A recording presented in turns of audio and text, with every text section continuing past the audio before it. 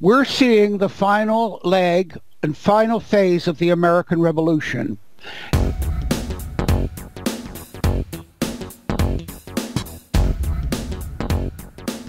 And this is how it went. The first thing was free speech.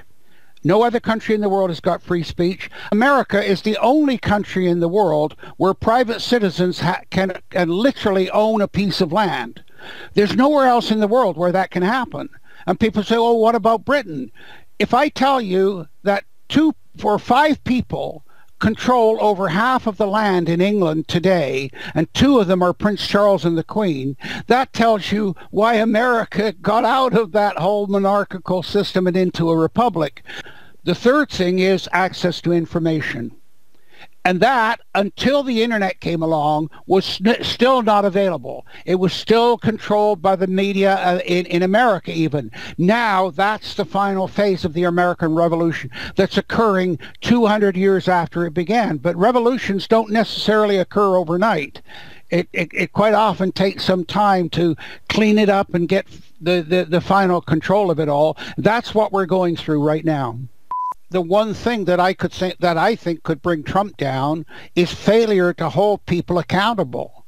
The lack of accountability in America today and actually throughout the world is truly frightening. And I saw it with the students, a shift in mentality. They started to think, I only broke the law if I got caught. That's how people think now.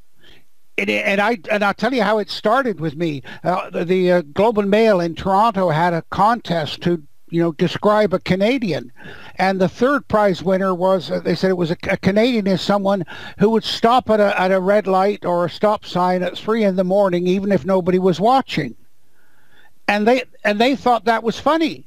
And I said, yeah, there's nothing funny about that. That is the whole basis of a society, is trust.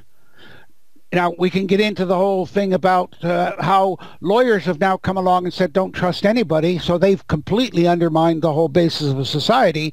But a society works because you can sleep in your bed safely at night knowing that that person will stop at that red light, that they don't have to be seen in order to keep the law. And that's a dramatic change.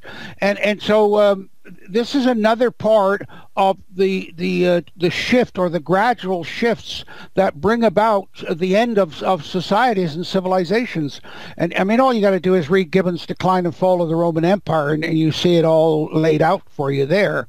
But look, I with this idea about the access to information, and you almost make it a crusade to stop governments controlling information. I mean, they're doing it now through well, it's a security risk. Oh, we got to redact that, and now you've got the point where you get this information, but the whole page is redacted. And by the way, the global warming issue is the biggest fake news story in history, and perpetrated and perpetuated by the deep state, which are the bureaucrats. I mean, Maurice Strong set it up through the bureaucracies of the national weather offices because he knew they would perpetuate it and they would not be accountable to anybody. So the people at NOAA, for example, have been right in the center of this whole global warming scam from the start. And of course, one of the things it does is it perpetuates their jobs, and they can be wrong on their weather forecasts every single time, but they still keep their job. I mean, it's a remarkable thing. There was a period of time when you saw a story and you said, well, is that fake news or not? And you couldn't be sure. And the more prudent of us started by saying, well, no, I'm going to start with the assumption it's fake news. We're now at the point where the public are saying everything's fake news. And in a bizarre way, that's a healthier situation to be in. In other words, they don't believe anything until they get some further confirmation of it, which, of course, is the way things should happen.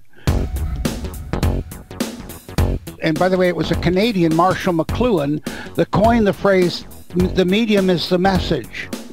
And he also created the term global village. And in the global village, the media are the gossips. And in every village, the gossips are the people that spread the lies and misinformation and can literally destroy people's lives.